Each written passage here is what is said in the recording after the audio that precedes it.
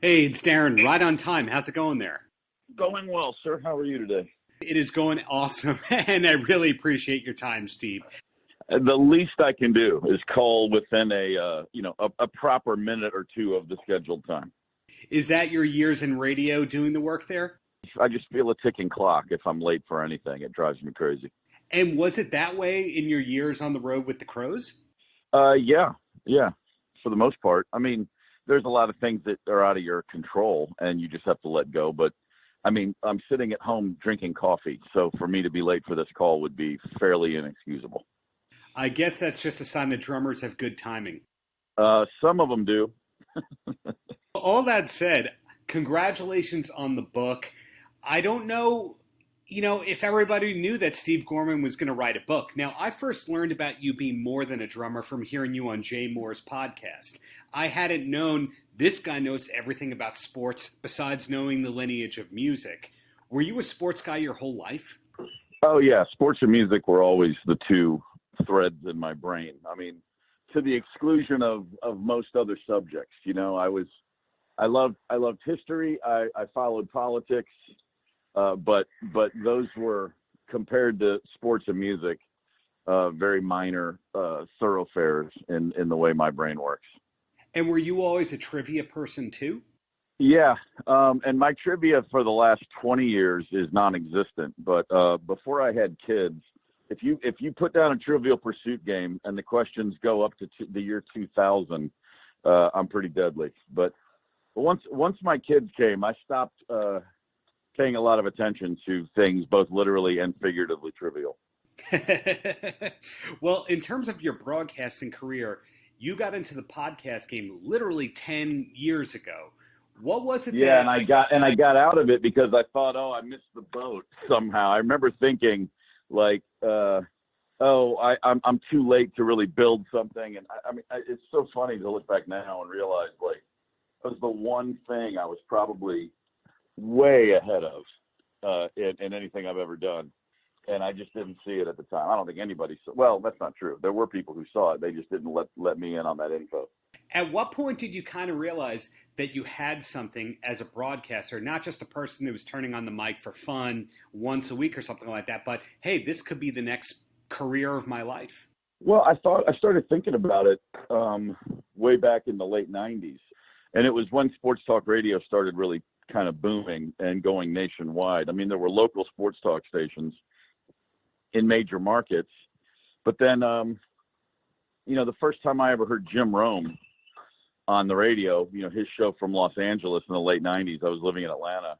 I didn't think about doing a sports talk radio show, but it opened up this thought that I just remember thinking, there's something here for me. Like, I didn't even put it together in a linear fashion, but he was talking about, he was talking about the NBA and then went off on a whole side note about the Replacements, which is a band that he loved and I happen to love as well. But he was talking about the Replacements in a way that just, he just stayed there for a minute. And then the first time he took a phone call, the guy wanted to talk about the Replacements. I couldn't believe it. I was like, this is crazy. And then, so between that and then when I started reading Bill Simmons a few years later, there was, and Bill Simmons' columns for ESPN were full of pop culture references. It was, sports column with song lyrics and movie references. And just, it's just like, I read that and thought, that's like the thing I would write if I were a writer. That's what I remember thinking. And it just all sort of formulated in my head, like all the stuff I'm interested in, there may be an avenue for that. And, I used to do a lot of radio hits for the Black Crowes. I'd go into the rock stations, and after a time, I noticed that all these stations had a sports station down the hall too. And so I would say, hey, can I go sit in with those guys? And I just started doing that. And it was always like people were always so impressed. Like, oh my God, a guy from a band likes sports, well, every band has at least one sports fan. Some of them have, a lot more than that. And then all this, of course, to go back even further, I was a broadcasting major, and I did think in the early 80s I would be a sportscaster. So that was my plan when I was a college student anyway. So it never seemed out of the, it never seemed too far off the main path for me to start looking that way. And then, and I'll make this short. I got to Nashville, Tennessee in 2004. And occasionally I would go in with the local station. I knew the afternoon host, and I'd sit in with him. And here, and in Nashville, I just saw this idea. Musicians talking sports. That's the simplest way to put it. And in Nashville, that doesn't sound like a crazy idea. And the guy, I was talking with a PD one day, and he said, yeah, if you want to try your own show, I'll give you Sunday nights. And that's where it all started. Well, you answer one of my questions that I was about to ask, which is, where does the broadcasting voice come from? You learned it in school. I'm sure there's a natural knack to that too. But did you have to refine your voice before really getting on the air? No, I didn't. And in fact, I was, to say I was studying broadcasting, I wasn't doing it yet. I was in classes, a lot of production classes and writing stuff, like the journalistic side of it. But I never had any voice work. I've just always had a voice.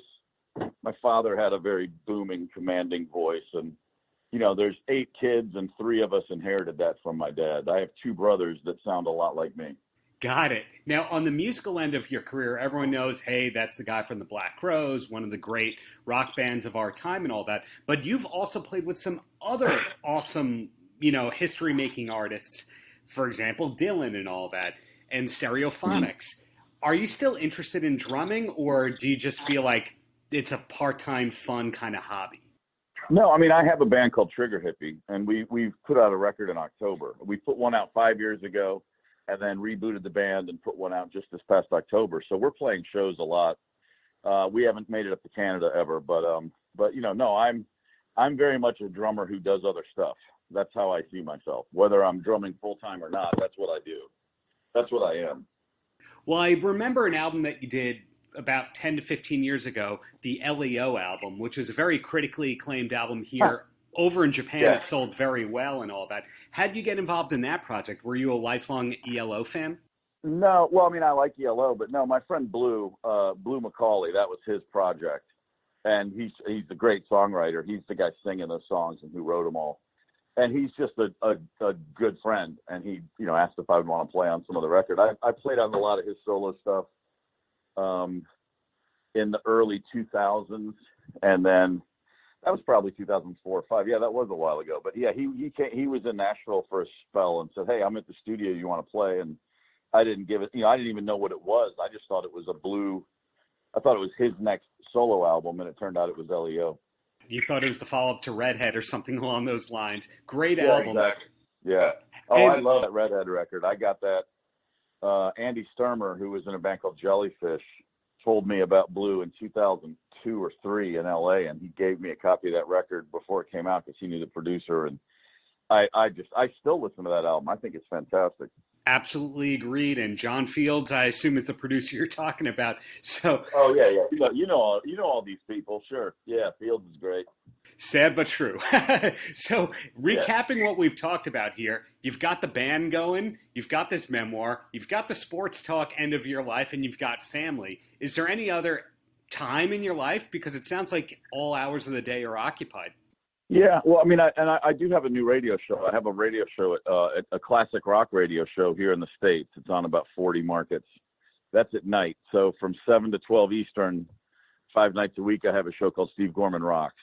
But that's the one constant, like a radio show gives you something to build around. You know what I mean? It's good to have something that the schedule for, and then all the other stuff fits around it. So this is intended to be a compliment. A lot of people would be hanging their hat on being part of this huge, huge rock band, but the Black Crowes are kind of becoming a footnote for your life. How do you feel about that? That's great. The music's always going to be there. The music's always going to be what it is. There's nothing you can do about that. In a good way. Like that's eternal. So that's the past. And I talk about the book a lot, but I don't talk about the Black Crowes a lot. It's a different conversation to talk about my book versus talking about the band. Because the book is a current thing. The band is the band is 7 years removed from my life. The last tour ended at the end of 2013. And so now sitting in 2020, I just, that's a long time. That's 6 full years since I've felt like in my mind, since the Black Crowes existed. And so, and it's been a great 6 years. In fact, it's been the best 6 years of my life. There was an incredible, as great as that band was, and as much as I'm proud of all we did, it was a stressful, dysfunctional unit, and having that gone has made a lot of other parts of my life much more easier, much calmer, much more rewarding. And to kind of bring home the point that you're making, you're not going out on a tour playing basically a 30-year-old album. Is there a bit of a sigh of relief that you can move forward with your life and not have to dwell back and refer to everything in your life as former drummer of the Black Crowes? Yeah, and I mean, and that's by design. And it's not that I'm like I said, I love the Black Crowes. I think when we were at our best, we were as good as any band's ever been. So that's always great. I spent a long time in that band doing nothing else but that band. And, we were on tour so much. And while the shows were great, but, the rest of the day, if you will, the other 22 hours of the day when you were a member of the Black Crowes, there really wasn't any room to do other projects. It wasn't encouraged. And it took, and everybody, for me anyway, and I know the other members of the band would say similar things. Every spare minute you had, you just needed to retreat to yourself and just gear up for that day's insanity. You know what I mean? It was really, I wasn't in a place where I could have maintained 2 or 3 other projects alongside. I had plenty of time.